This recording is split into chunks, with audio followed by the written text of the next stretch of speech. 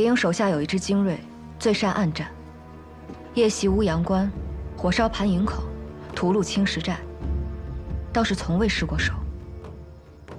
这支队伍我有所耳闻，他们出手之时，必是月黑风高之夜，所过之处鸡犬不留。这么看来的话，我们恐怕胜算不高啊。但也不低。这支队伍之所以擅长夜袭，是因为这些士兵听力过人，所以才在黑夜中如入无人之境。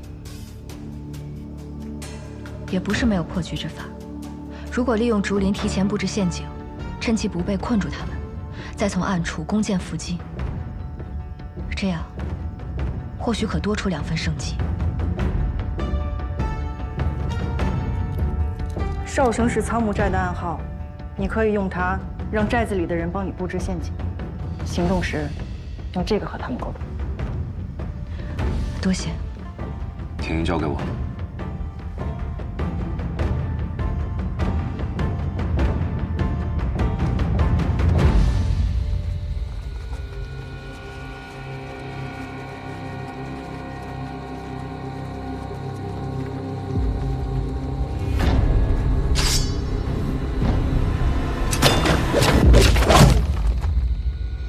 雕虫小技。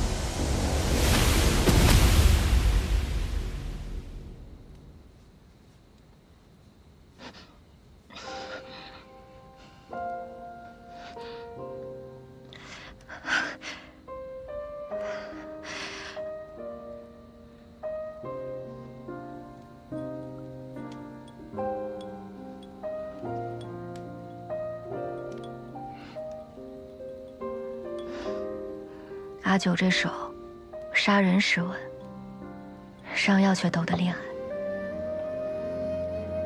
我没有活好你，不必在意。我很在意。以前是军令，可现在是职责。那以后呢？以后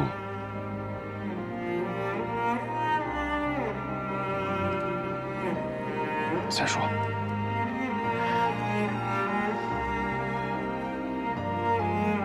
无论如何，我都会护你周全。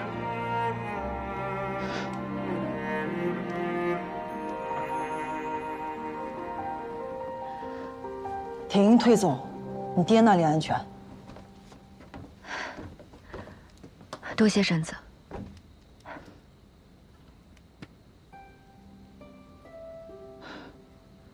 劳您这般照顾，为了护我，仓木寨舍了不少兄弟。这等大恩，楚昭无以为报。仓木寨经营下护你周全，自当说到做到。铁鹰虽退，但萧南郡势必会增派兵马。你们尽早离开吧。且慢，这是我阿爹给我的玉佩，待此番事了，我回到楚都，苍木寨可凭此玉佩向我讨封。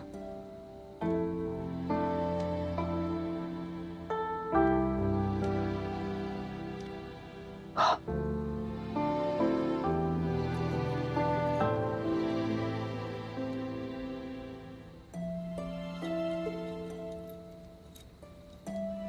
真是块好玉。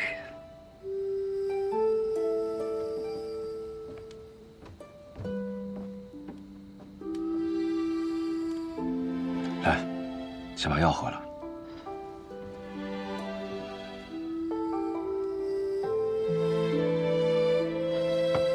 再来个这个。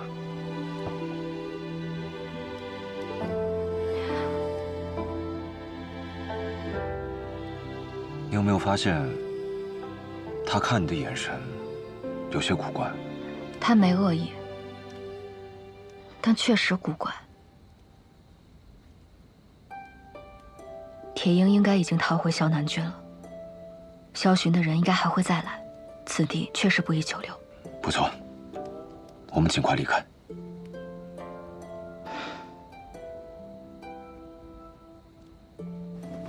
寨主，经此一战，我们折了3个兄弟，还有7人重伤，毁了东面3处陷阱，需要重新布置。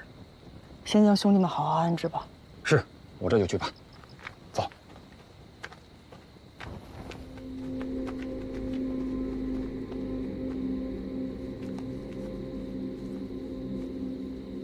要准备走了？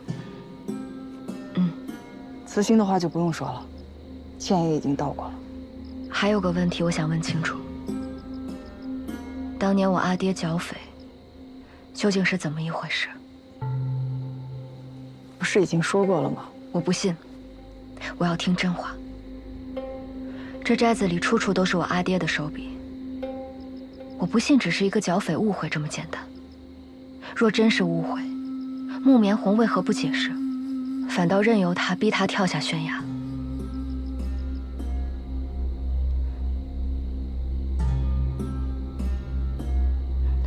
若你们不肯说，我找我阿爹问清楚也是一样。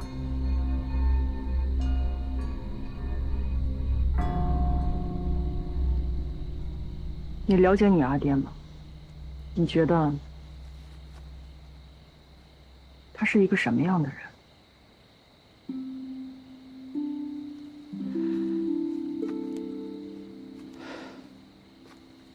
阿爹，他是大楚战神，是无所不能的边郡英雄，人人都敬仰他，崇拜他。也包括你在内吗？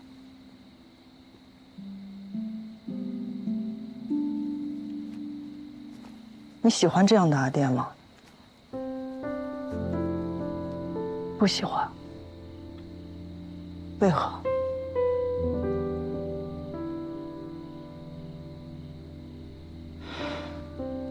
因为他是别人的英雄，是云中百姓的英雄，是大楚的英雄。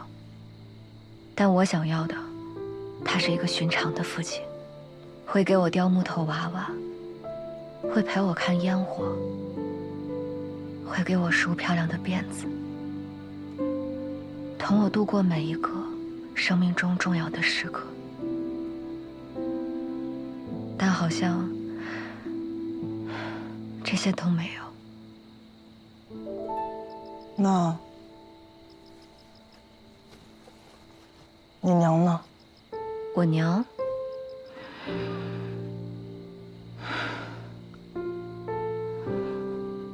我娘应该很好吧？我阿爹说，她是世上最完美的女子，满腹诗书，琴棋书画皆是一绝。可惜我见不到了。我娘去世的早，自我懂事起，就已经没有关于她的任何记忆。有时我想，我娘要是在就好了，她一定会在我阿爹数落我的时候替我出头，会给我梳好看的发髻，会在所有人都嘲笑我什么都做不好的时候，依然视我如珍宝，处处都护着我。但好遗憾，我娘不在。有的时候我会埋怨我自己，为什么不能从出生那一刻就记住所有事情？这样，我就能知道我娘长什么模样。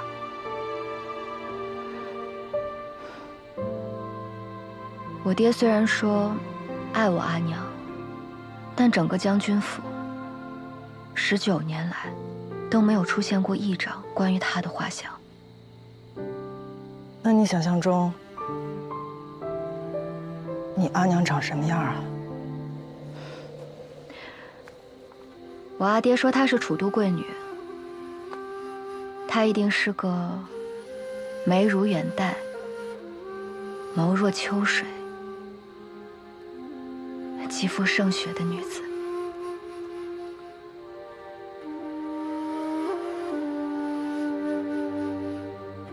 丫头，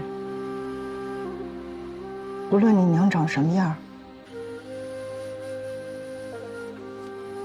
你阿爹爱你，胜过自己的性命，这件事从未改变过。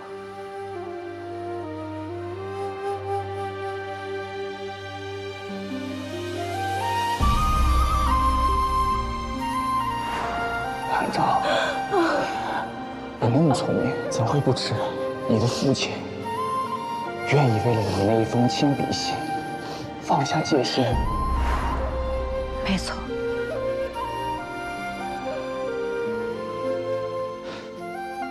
这就够了。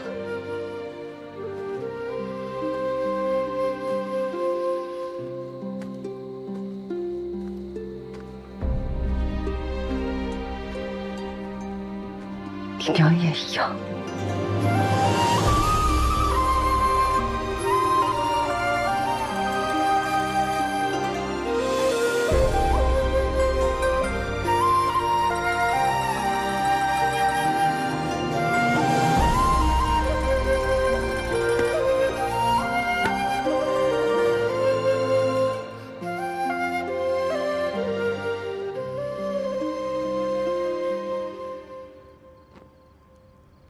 属下无能，没能完成任务，实则恕罪。我们的人马呢？苍木寨地形诡谲，竹林中机关密布，我们的人马这算过半。但属下已摸清他们的布防，请准属下带兵再攻。楚昭不会蠢到站在那儿等死，他急着返回云中郡，断不会在苍木寨久留。苍木寨去往云中郡，必经王城。既然苍木寨是块硬骨头，那我们便到前面去等他。苍木寨据守苍木林要道，若被楚家收入麾下，那楚林就更难对付了。铁爷，传信说吗？就说我想跟他们大王再做一笔买卖。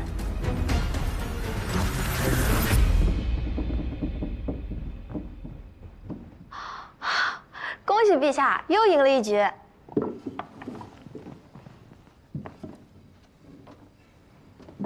你说，阿昭姐姐会不会有事啊？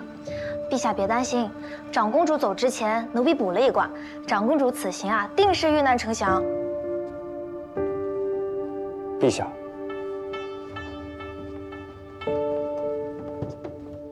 三舅舅，你这么晚来，是不是姐姐和舅舅出了什么事？你爷来舅舅武功很高，会照顾你阿昭姐姐的，不要担心。只是这楚宁将军擅自斩杀朔漠使者，恐引来祸端，而且他旧疾复发，怕是熬不过这个冬天。那日朝堂上，太傅说过，若楚将军出事，朔漠会起战事，所以边郡需要早做准备。正是如此。这云中郡20万边军，关乎我大楚命脉。若朔漠趁虚来犯，阿宇，你敢不敢一战？孤必然要迎战的。大楚从不惧于战。好，那三舅舅再问你一件事：如若楚林身死，这20万边军该交给谁来统帅？叶来舅舅，他武功很厉害。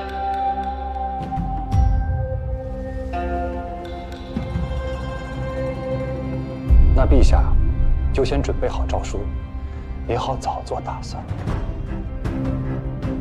陛下且慢。谢大人真是急性子呀。陛下，兵者，国之大事，当朝议，而非谢大人私下怂恿。太傅是想贻误边关战机。太傅掌印，未得臣用玺，此诏无效。调兵需3省共议，您这任人唯亲的性子，该改改了。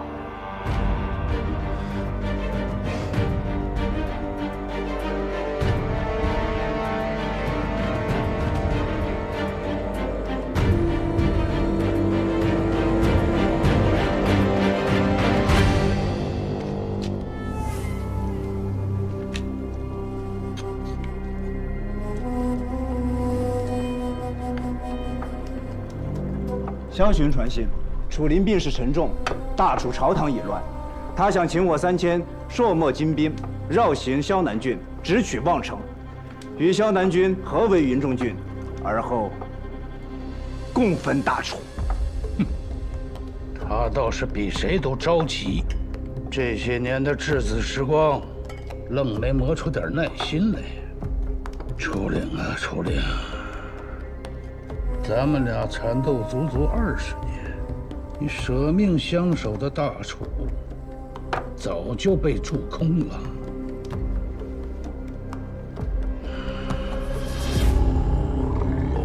朝臣倾轧，连质子都还勾引外敌破国门了。如今也该是收取云中郡的时候了。可萧南郡山道险隘，粮草辎重难以通行啊。望城在云中郡的后方，守备不过尔，轻骑简从，连夜奔袭，快速攻下，不成问题。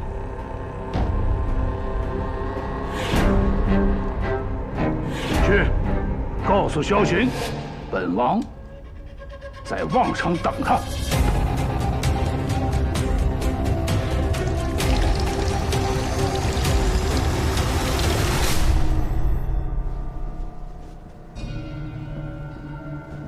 儿啊，此事还需三思。朔漠王他狼子野心，与他合作无异于与虎谋皮。这么多年来，他处处试探，为父始终没有答应与他合作，就是怕多生事端。你能保证朔漠人进了萧南，事事能够尽在掌握？如果没有万全之策，不妨再等等。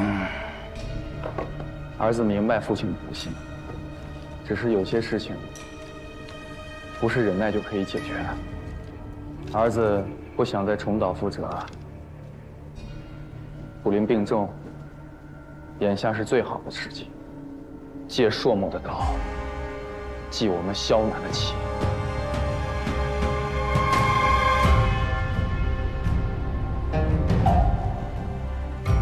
恢复明白了，既然你已经想好了，那就去做吧。多谢父王成全。不如还是我派几个弟兄送你一程吧。草木寨因我卷入风波，无辜死伤众多。这份情，楚昭记下了。诸位倾囊相助，有何所求，直说无妨。嗨，我们有啥可图你的？望长公主顺利回到楚都啊！到时候别忘了兄弟们，随便给点赏赐就行。一定。那块玉，烦请替我保管好。当然，苍木岭往望城虽距离不远，但难保不会有萧南郡的死士追击。这山下每隔半日，就有望城士兵巡哨，你们要多加小心。多谢婶子提醒，我们自有办法。那就好。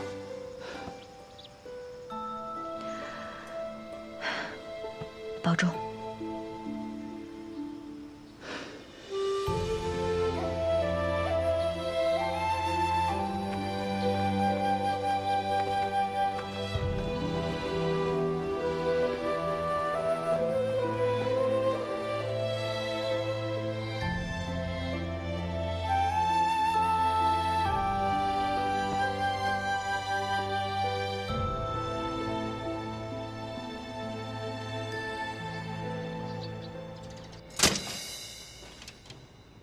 这调动的名册是你下发的吧？谢大人，这文书是哪里来的？按理来说，此诏令此时此刻已经离开楚都了。拦截朝廷诏令，可是大罪啊！就是我拦的。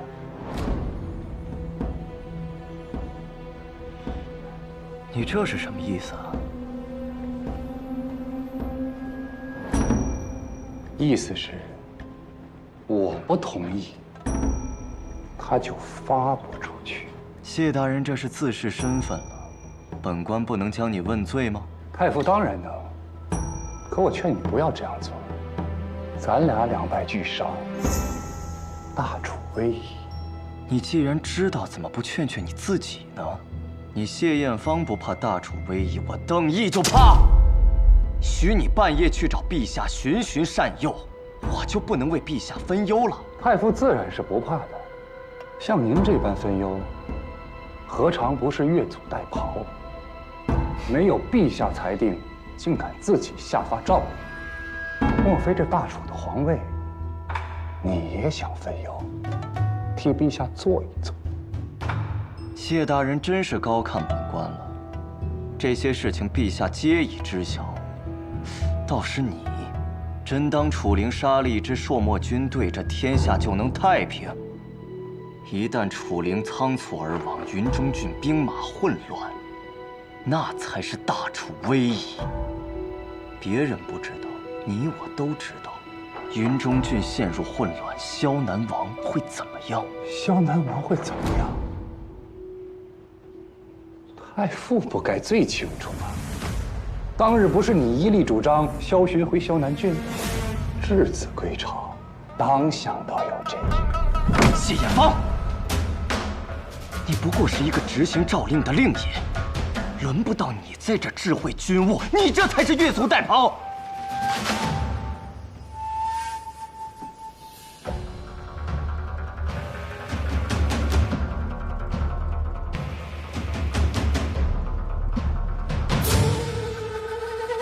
长公主令在此，本官代长公主行使否决权。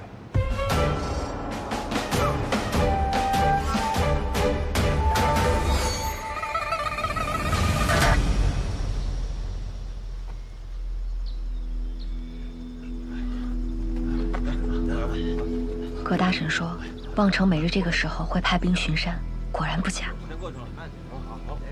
所以，你说的制胜奇招究竟是什么？自投罗网。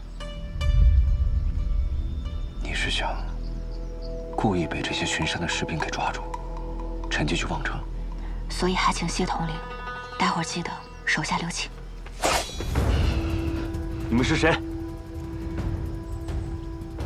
看来没有这个必要了。居然是他！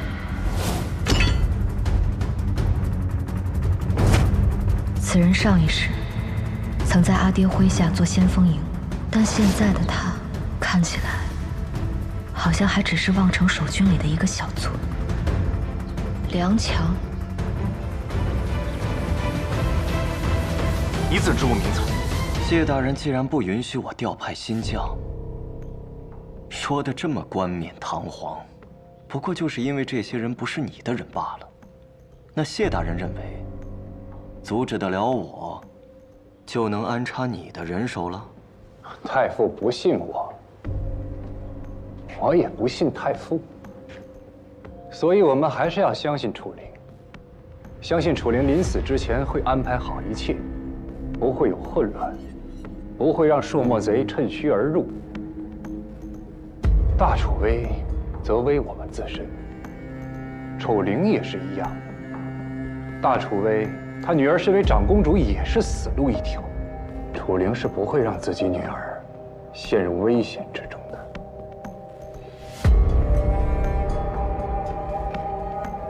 好，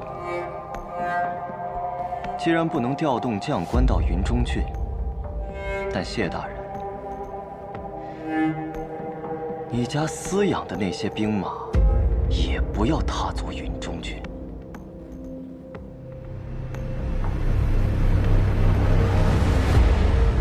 令尊牵扯三皇子案的卷宗，我读过。你究竟是谁？三皇子伏诛，旧部尽数被贬黜，梁家自此没落。梁公子沦为巡山小卒，难道就甘心在这荒郊野岭了此一生？你究竟是谁？来帮你的人。我们不过是从苍木寨逃出来的山匪。梁公子在此巡逻，路遇山匪，将我们押回去。可是大功一件，我们不过是想弃暗投明，梁公子莫要多心。你只需权衡一下，这功劳，你要还是不要？到了望城，你们若敢耍花样，我随时取你们性命。公子既肯收下这份功劳，我们自然守规矩。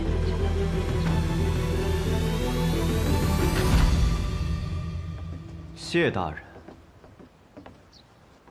你家那位九弟，打算把长公主拐到哪里去啊？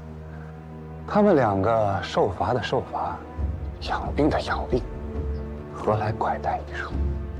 那本官提醒你一句：挟天子可以令诸侯，可这挟长公主啊，只能令一个楚灵。而且得不偿失，你应该很清楚。那太傅也应该清楚，楚昭不能死，他必须得活着。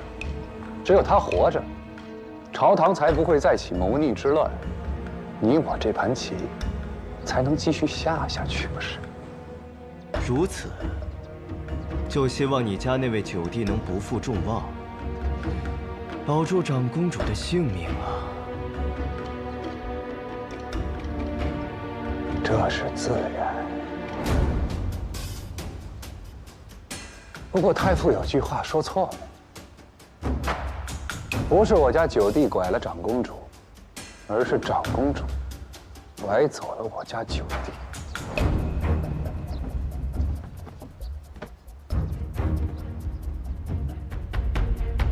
看来太傅的胆子也是大呀，亲赐的棺材也敢挪。长公主身居高位都能走，此物有何不能？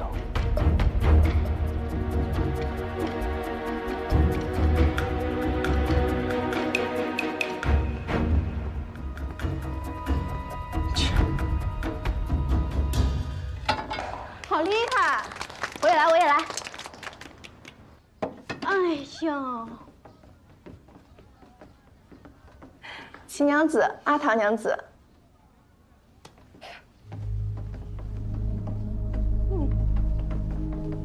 哎，真是坏了我的好心情。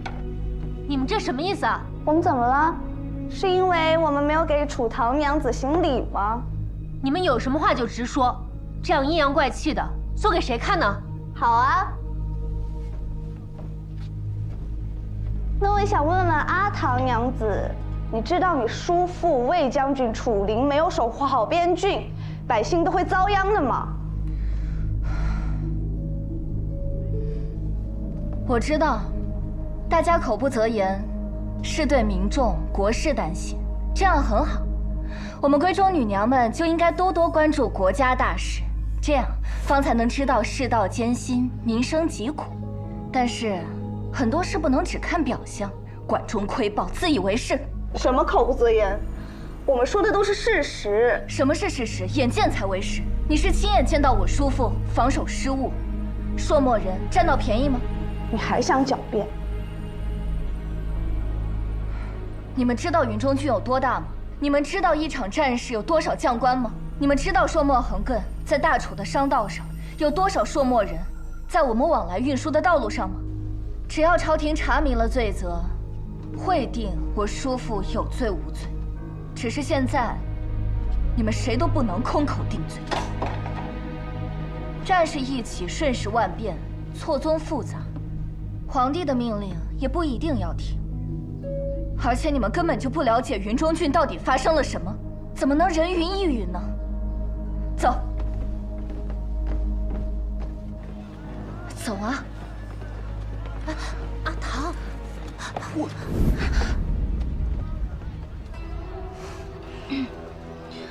对不住。楚小姐看起来兴致倒是不错。楚家如今风雨飘摇，还能喝得下茶去。你要是想来看笑话，里边请，说书先生那儿更热闹。阿唐，怎可如此对太傅无礼？太傅想看戏，我便介绍他去戏园子，怎就无礼了？难不成我们姓楚的这就给定了罪，一句话都说不得吗？当然说的。阿唐娘子直言不讳，令人钦佩。即便你叔父真的不幸获罪，还有一个长公主为你撑腰啊。太傅说的在理，告辞。阿唐，等等我。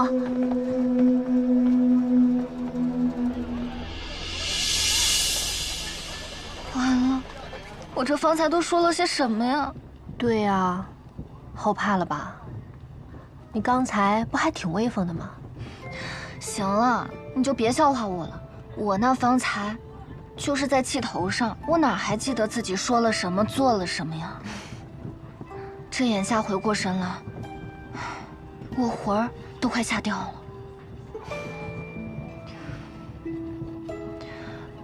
不过事已至此，我说便说了，谁又能拿我怎么样？阿唐，你跟以前不一样了。你以前从不与人争执，更别提为了楚将军跟楚昭。叔父啊，叔父，你可千万别被获罪啊！我的阿昭，你可快点回来吧。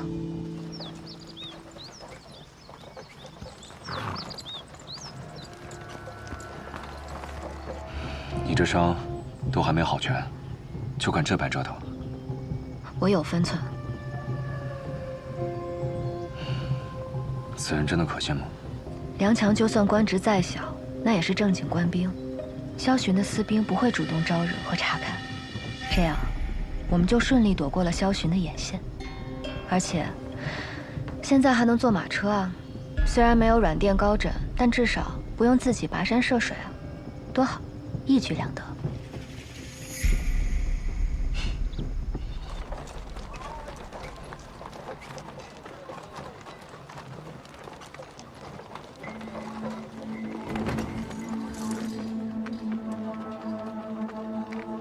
让他们俩下来。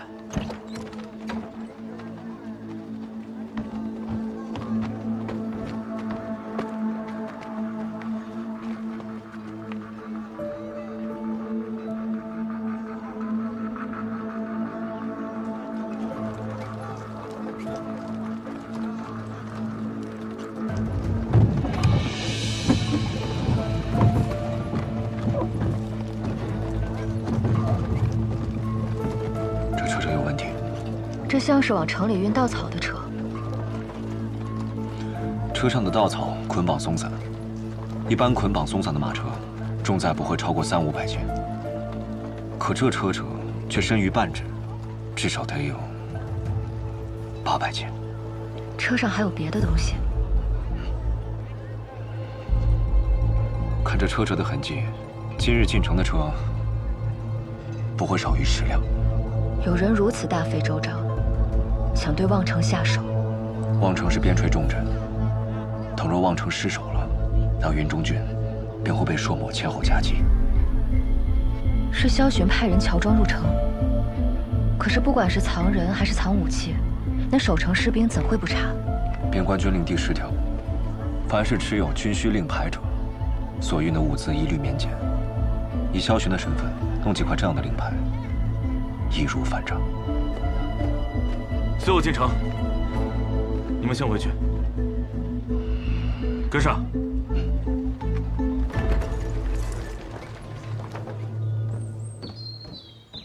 世子，朔漠军3000精锐已过了信古关，到达距离望城不足100里的沙朗坳。让他们扮作商队，拿着潼关文牒走官道，沿途切勿怠慢。是。等他们攻下望城，我们再出兵。姐，不好了，姐！报信的兄弟说，萧南郡方向西北官道有3000精骑扮成了商队，向望城方向去了。从萧南郡而来。望城是云中郡后方命门，一旦失守，萧巡不出半日便能截断粮道。到时候云中郡守军腹背受敌，粮草断绝，朔望边军可就成了笼中困兽。坏了，那2个还在暗角城，恐怕也已经到王城。禀将军，末将在苍木林擒获2名苍木寨山匪。山匪一贯作恶多端，即刻问斩。将军斩我2人易如反掌，却不知朔漠铁骑破城之时，将军的刀可还能这般利落？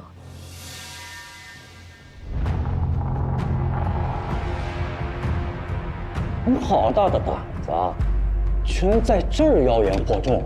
若我们真是山匪，何必自投罗网？今日进城，发现有人掩饰身份入城，运草车队车辙印深于半指，分明是藏了武器。你现在应该不是想怎么斩我，而是应该立刻派人关城门，搜查城内，加强守备。住手！区草寇竟敢在这里妄谈军务，煽动百姓，乱我军心！本官现在就砍了你们头，挂在城墙上以儆效尤！上！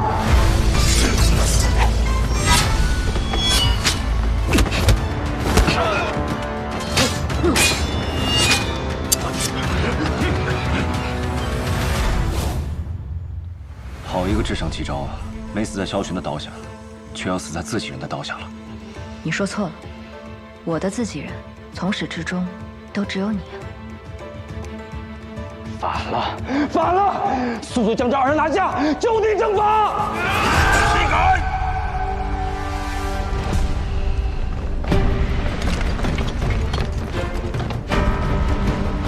魏将军麾下副将钟长荣特迎长公主尊驾。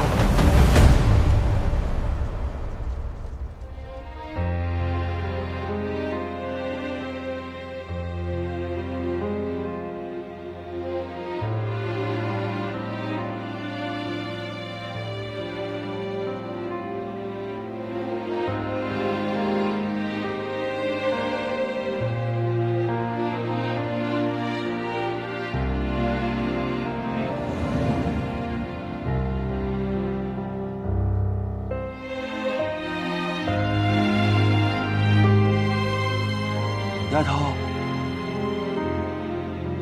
丫头，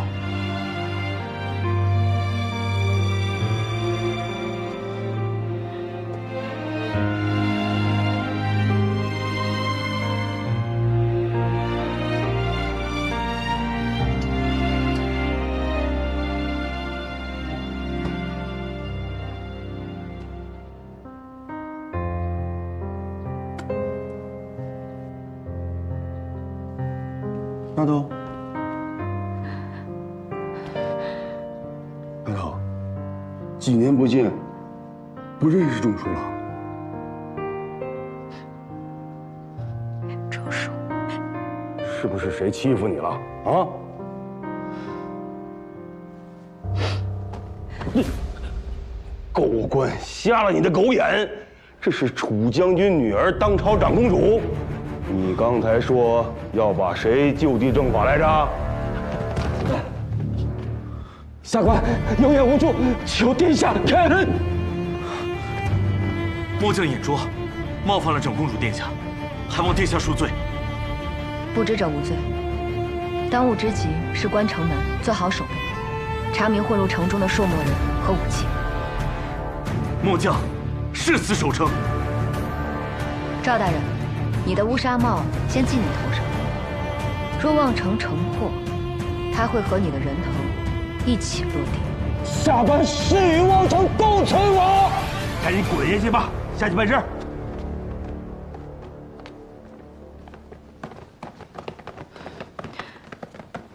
钟叔，你怎么来了？嗨，你阿爹担心你，非要我出来接你回云中郡，都赶到一半了，这小子来信了，说你们快到望城了，害我白跑了2、300里，急急忙忙往回赶呐。比我想象中的来得慢一些。老钟，你这腿脚该好好练练了。哼，没大没小的，说什么呢？报，趁后发现有朔漠军3000从北面而来，已经在望城50里内。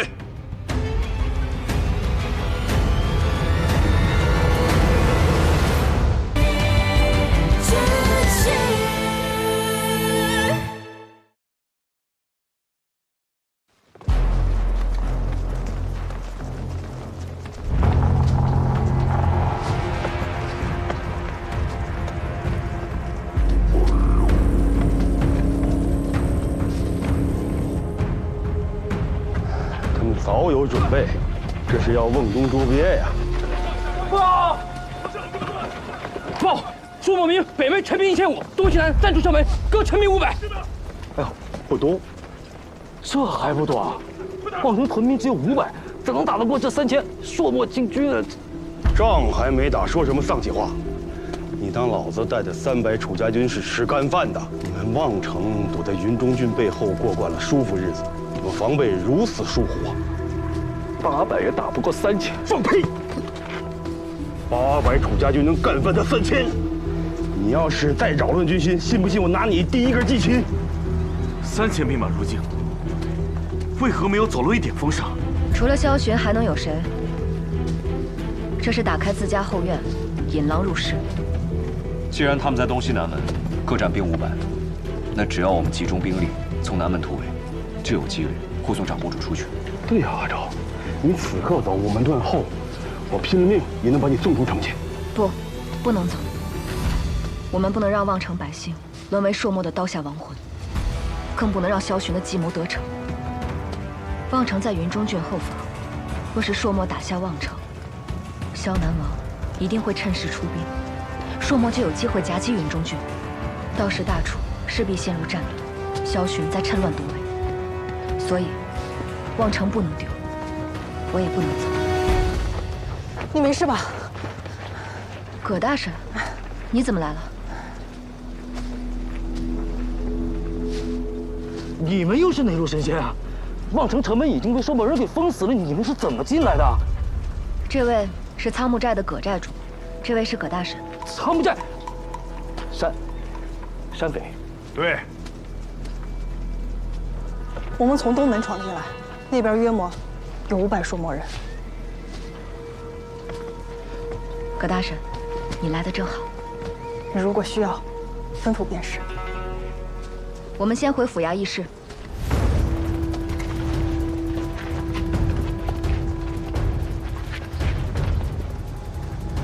你跟那丫头只字未提。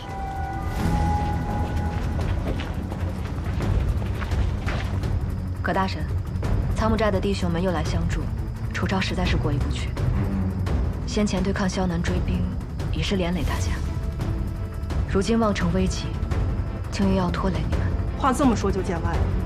我们苍木寨虽是山匪，却也知晓什么是大义。敌军当前，谈什么拖累？我对苍木寨的承诺一直有效。记着。长公主说的没错，末将搜城发现了10几名朔漠人和部分武器，已经全数缴获。赵大人，不妨图。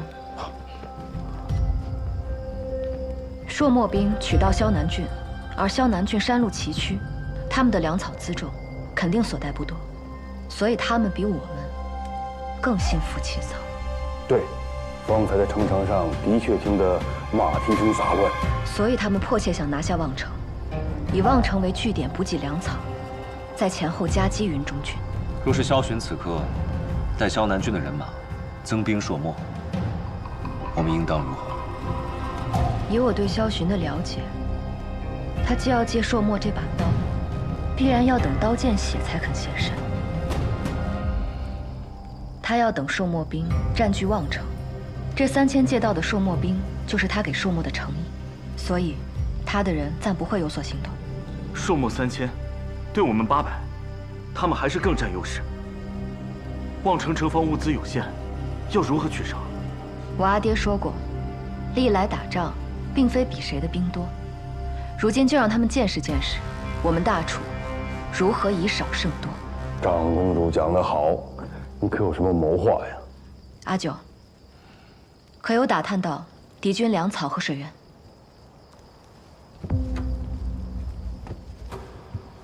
在望城东侧有一条小溪，乃是朔漠人的水源；这望城西侧乃是朔漠人的粮草，而且只有明哨。赵大人，水路上游可有支脉、隘口等水脉地势？你要断掉他们水源？城外5里处有条水道，每到旱季便会干涸。如果引水倒是可行，只是我们现在无法派遣民夫前往。这个交给我。你有什么办法？别忘了，我们可用鼓哨联络城外仓木寨的伙伴，让他们在水道处连夜行动。那就劳烦葛大婶安排。你刚说西门有暗道，暗道通往此处，只不过是先帝年间修的，早已废弃了。阿九，你方才说粮草在西侧，对吧？不错。那即便是废弃暗道，也能为我所用。赵大人，传令下去，全城百姓庇护，严禁与城外来往。是。另外，将守城物资和粮草全部调往城南。北门敌军最多，你反倒把城防物资往南门堆啊？调虎离山。不错。这城门都封闭了，你拿什么传递信息，引朔漠人攻打南门呢？朔漠3000兵马围城，必定料定城内人心浮动。若此时有人携城防图投诚，你们说他们会不会信？他们急于破城，当然如饿狼见肉。我这贪生怕死之态，我骗不过朔漠人，我去。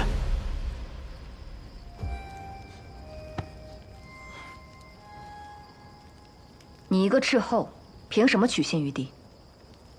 我凭何取信敌军？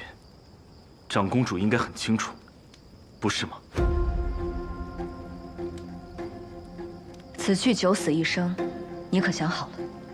我想好了，但我有个条件。混账！大敌来犯，你还敢提什么条件？我知道你的条件。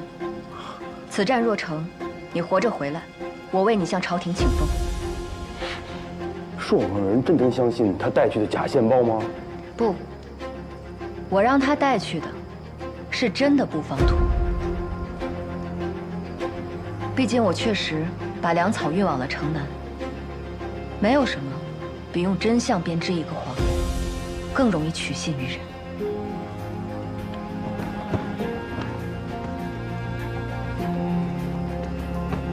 葛大婶，你先去联系城外。朔漠人确认了梁强带去的城防图后，必会增兵南门。此时西门守备减少。阿九、葛寨主，你们趁夜从城西暗道出城，火烧敌军粮草，乱其军心。中书、葛大婶，你们火起为号，待敌军大乱，率800精兵从北门出城冲阵，一举击溃朔漠主营，再逐一击溃四散队伍。得令。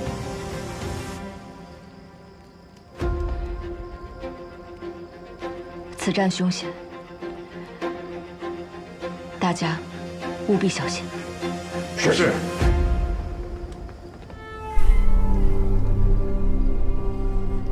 大帅，可让东西两门率先发起进攻，而后我等率领主力一举攻破北门。报，在望城南门抓到一个奸细。将军，我特来献望城布防图。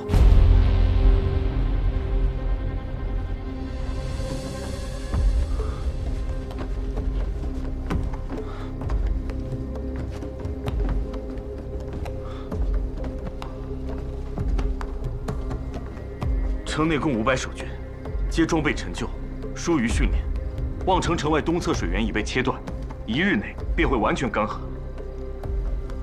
城内粮草皆屯于南城，此时南城守卫最少，我们若从南门进攻，可迅速拿下望城。你一个叛军之将，为何要帮助我们？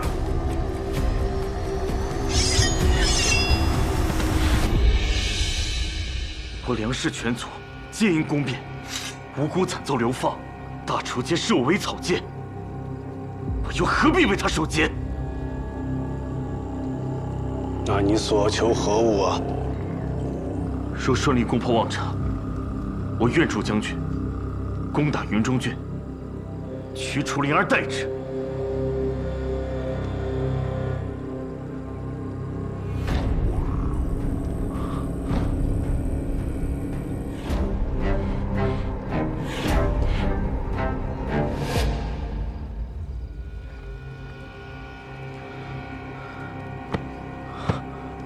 调虎离山，你们是想引我们去南门呐？啊，诡计多端，当杀！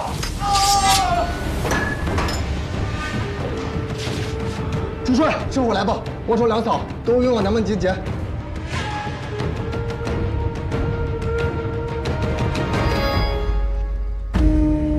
带下去。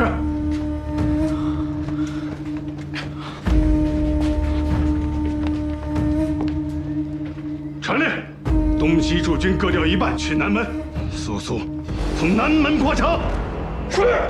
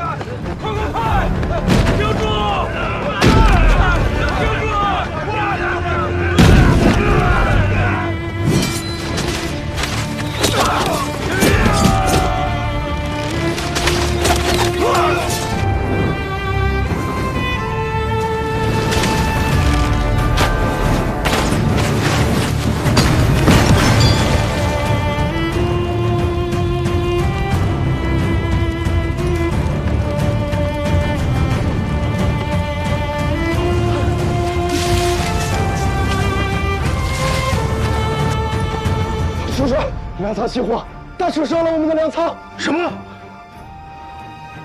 中计了！中计了！众将士听令，今晚必须焚城度粮。是。上！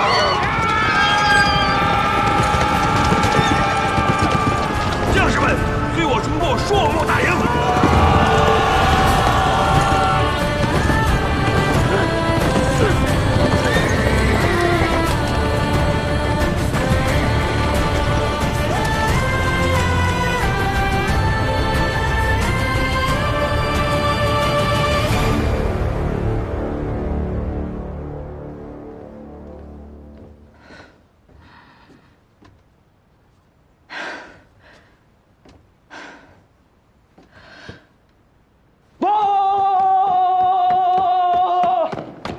报，苏木退兵了，此战歼敌2000，我军折损300，朱将军已率兵回城。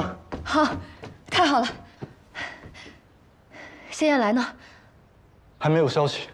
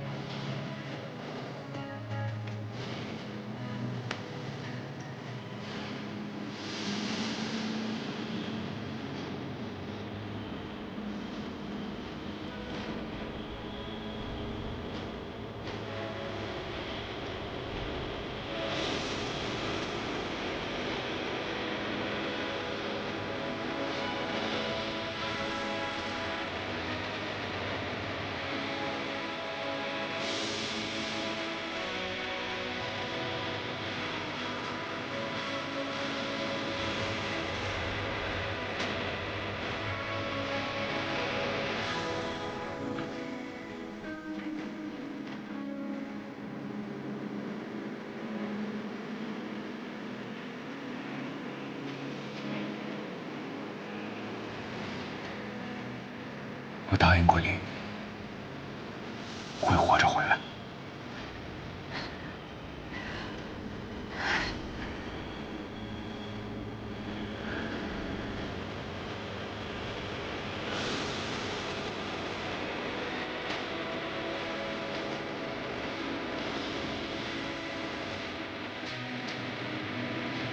望城大捷，让公主大破数目贼寇。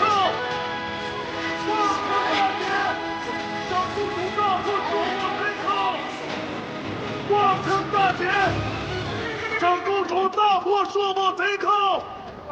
望城大捷，让公主大破数目贼寇。阿唐娘子，这到底是什么情况？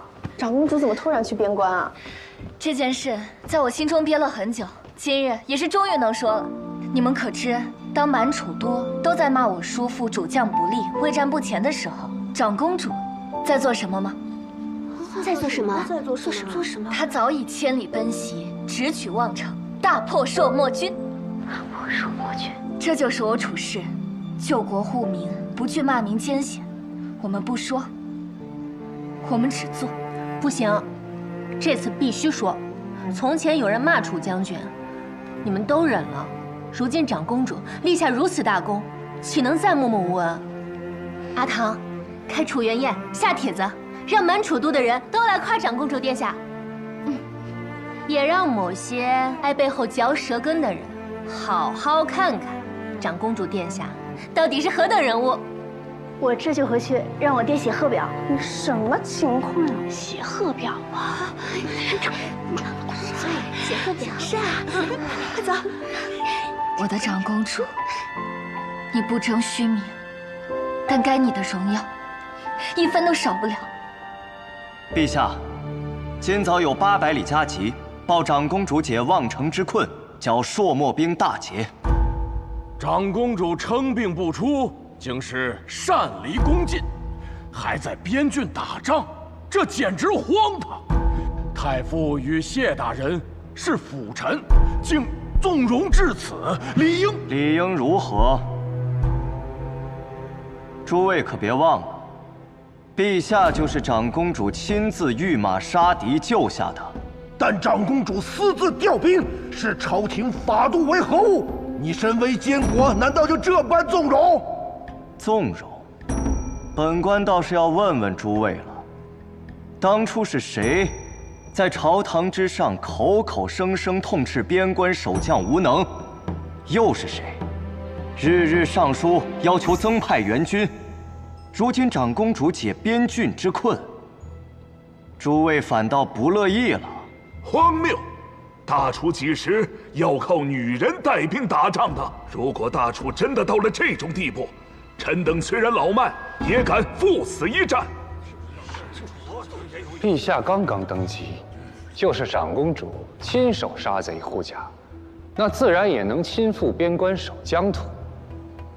诸位大臣若是有心为国，大可以现在就出发赶赴边关，我与太傅绝不阻拦。你，诸位大人莫要生气，只是个建议罢了。诸位爱卿，请听孤一言。孤因为长公主救护，现存于乱世。长公主是魏将军楚灵之女，她虽然是个女子，但勇武善战，所以皇祖父将她封为镇国长公主，让她可以继续守护孤的安危。孤95之尊，坐镇皇城，不能亲赴边关，救国护民，所以孤才请长公主赴边关，为孤解忧。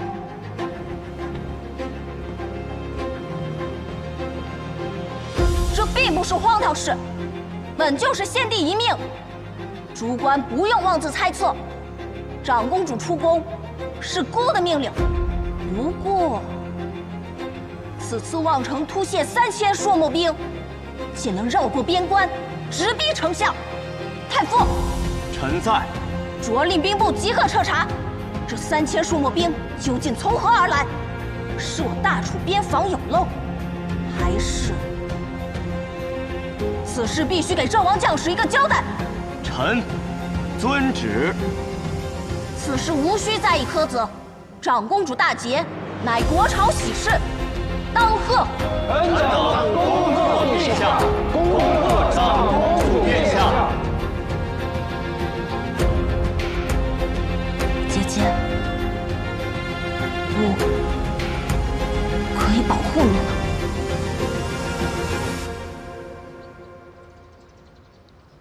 望城大捷，阿昭立了首功，这回定要在太傅大人面前扬眉吐气。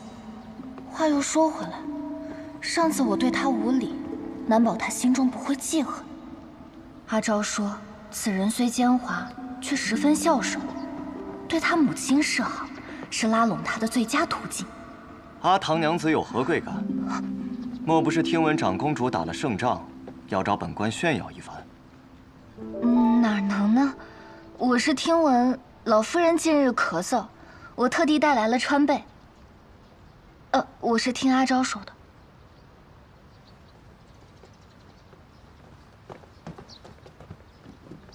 可是楚家娘子来了。娘，儿，慢点。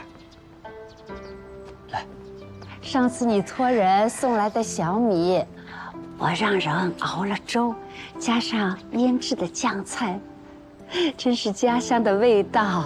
老夫人，我是楚……知道，楚昭。啊，哎，娘，楚家娘子3番5次的来送礼，你怎么连杯茶都不请呢？娘，这是楚唐，不是楚昭。老夫人，我是阿昭的姐姐，我叫楚唐。今日啊，特地来拜访您的。送老夫人回房喝药，快去。娘，我们回房喝药。好，楚家娘子都好。我是良机。好，好，娘子下次来玩啊！哎，楚家娘子都好，都好。老夫人，怕是有什么误会吧？我娘时不时会有些糊涂，抱歉。礼物既已送到，便不再叨扰太傅，告辞。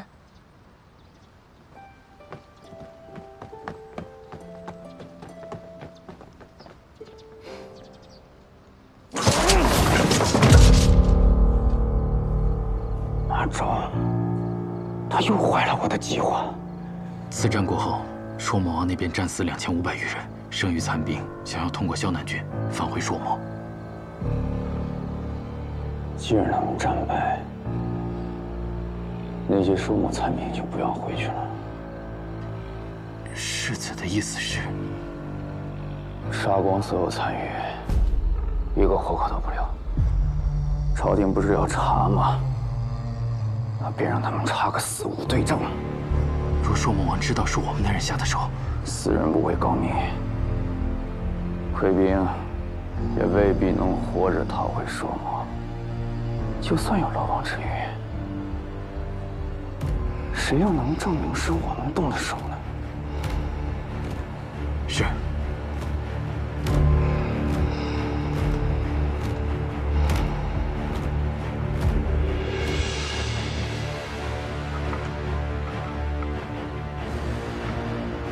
阿昭，你辜负了我对你的一片真心，那就别怪我对你再不留情面了。公子，长公主派人将望尘大捷的消息快马加鞭传回楚都，看起来她所图甚大呀。其实这些都是事实，丝毫没有夸大。确实是他带兵击溃了朔漠军，解救了望城百姓，如此大功，也该路不非己。这样也可以安抚民心，让国朝稳定。如果是个男儿，这样做自然没错；如果是个将官，哪怕是楚灵，这样做自然也没错。但他楚昭是个女儿身，而且现如今已经当了长公主。难道安坐在皇城，做一个贤良淑德的长公主，对她来说还不够吗？还要御驾亲征杀敌大功，她与陛下一起登基，她与陛下一起上朝堂，时时刻刻都要站在朝官们面前。现如今她还要站在天下人面前，我看她根本就不安于现状，她这就是要喧宾夺主，她这样做就是在欺负我们家阿玉年纪小。这有什么好激恼的？他拼死守护的是阿宇的江山。他名义上也得叫我一声舅舅，我们是一家人，不是吗？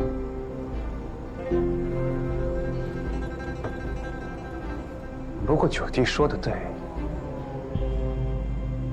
他确实很聪明，比我想象的还聪明。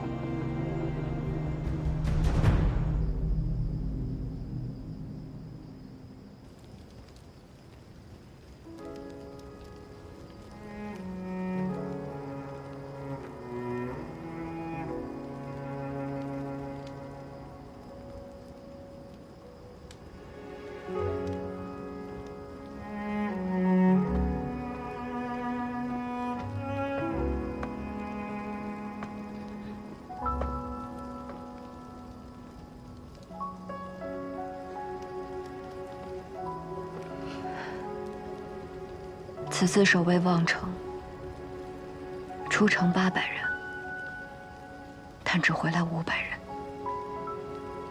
但望城数万的百姓却活了下来。这300牺牲的将士家里，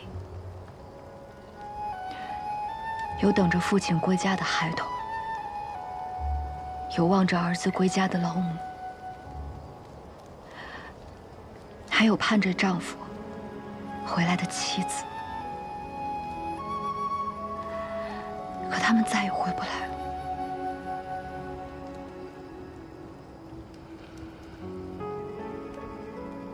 老头跟我说过，征战是为了让更多的人活下去。我以前也一心求死，是老头告诉了我让我活下去的意义。活着的人会有更好的明天，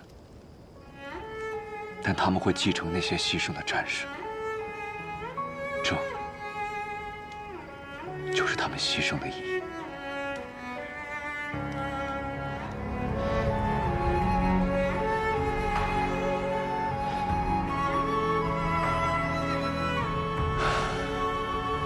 他们的牺牲是战争的错，是这乱世的错，但不是你的错。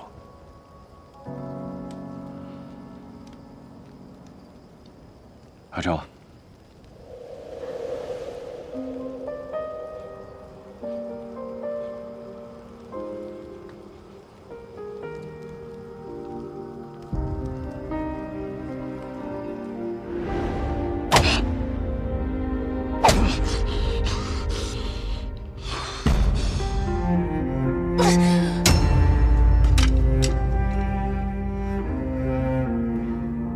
光天化日，怎么还动私刑？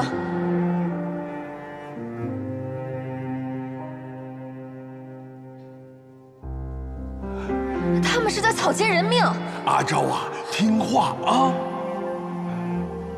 或许你不知道，这个名字对我来说意味着什么，但朝阳终会带走黑夜，而你拯救了我。当你离开以后，我一直循着你的方向去找你。当时我想，若是我活不了，要能死在你在的地方，也不错。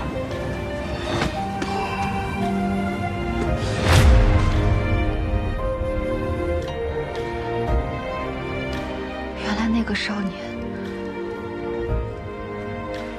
就是你。是我。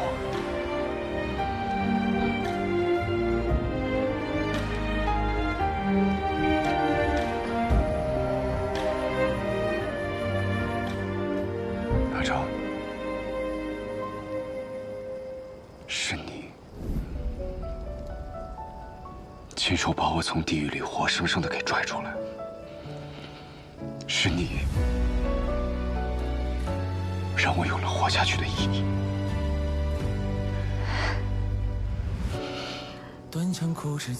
你不是总问我，为何我老说我欠你吗？这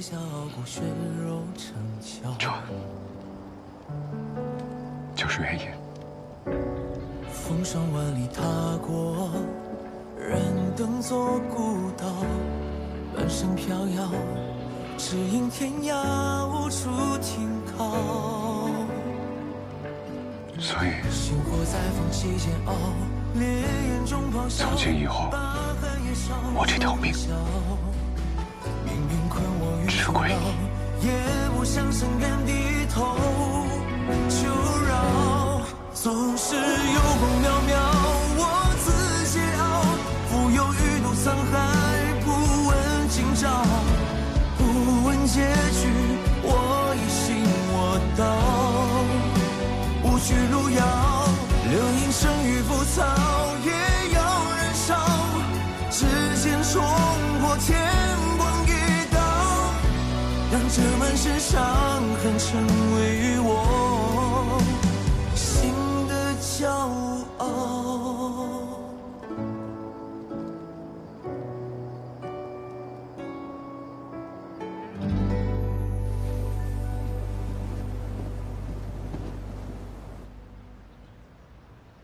今次战功已报，罪臣之名已为你斡旋，不日必有封赏。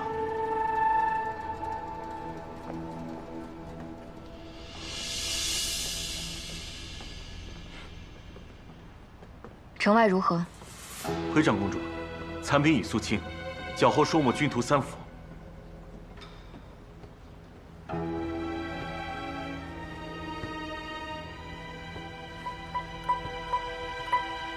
望城一战，你功不可没。钟将军已调我入先锋营，末将感激。魏家村，这标记是何意？末将不知，但朔漠斥候既有此标记，想来这村子应该有些作用。这名字似乎在哪儿听过。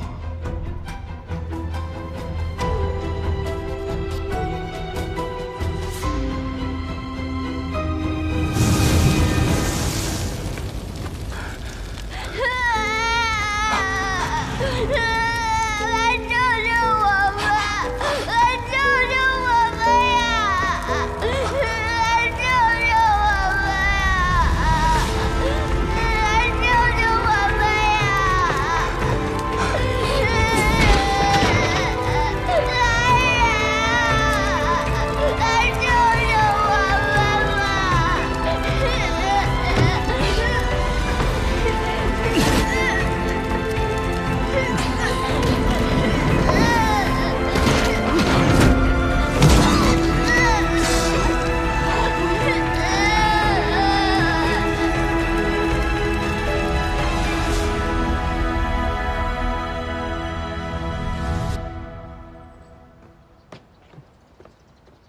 这就要走啊？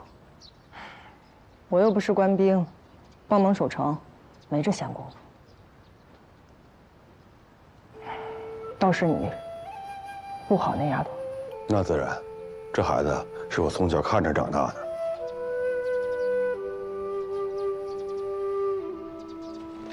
她还好吗？活着。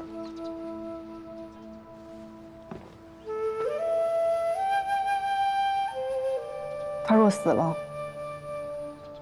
差人通知我。您要走了吗？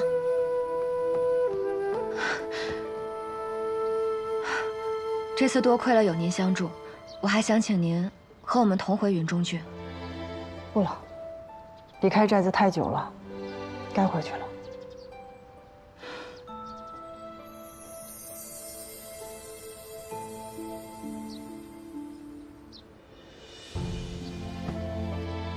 若你再有需要，随时送信到苍木寨。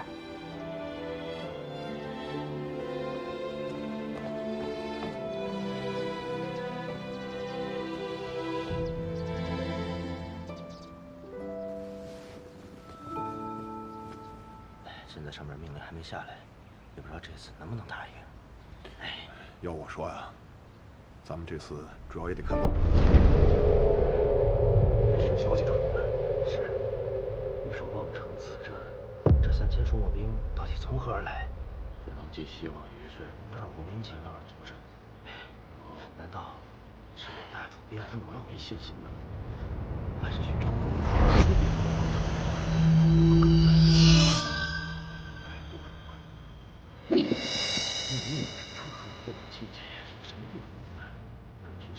变成如今这样，怎么可能让？报！将军，望城大捷，长公主率军击退朔漠先锋，斩敌1000余。不愧是将军的女儿，快将军报呈上来。将军，长公主这一仗打得漂亮，就该恭迎长公主了。咱们楚家女儿真是好样的。就是。将军，长公主亲临文中郡，是振奋军心的好事。末将现在就去点旗仪仗。没错。不必。这次回云中郡的不是长公主，是我的女儿阿昭。末将愿率亲骑接阿昭有子回云中。云中郡的路他比你们熟，你们都回去休整吧，别耽搁了大事。都下去吧。是。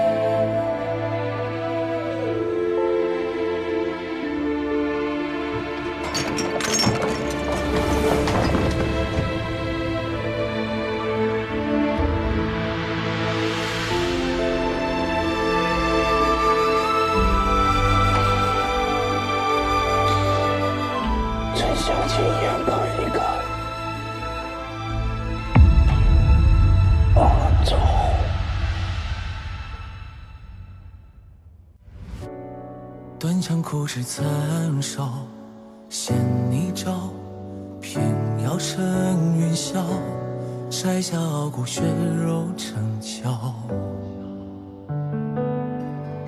星火在风起煎熬，烈焰中咆哮，把寒夜烧出破晓。命运困我于囚牢，也不想深愿低头求饶。总是有功渺渺，我自桀骜，浮游欲渡沧海，不问今朝，不问结局，我已信我道。无需路遥，流萤生于浮草，也要燃烧，指尖冲破天光一刀，让这满身伤痕成为我心的骄傲。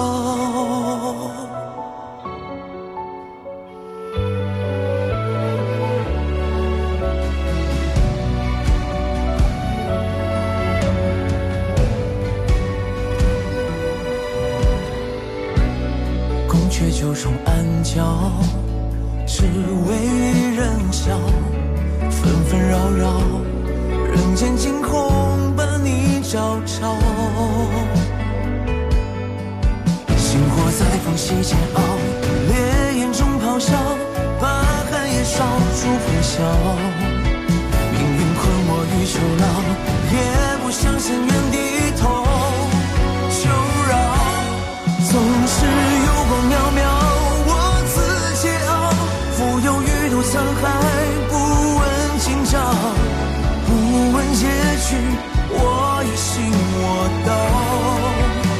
无去路遥，流萤生于浮草，也要燃烧，指尖冲破天光一刀，让这满身伤痕成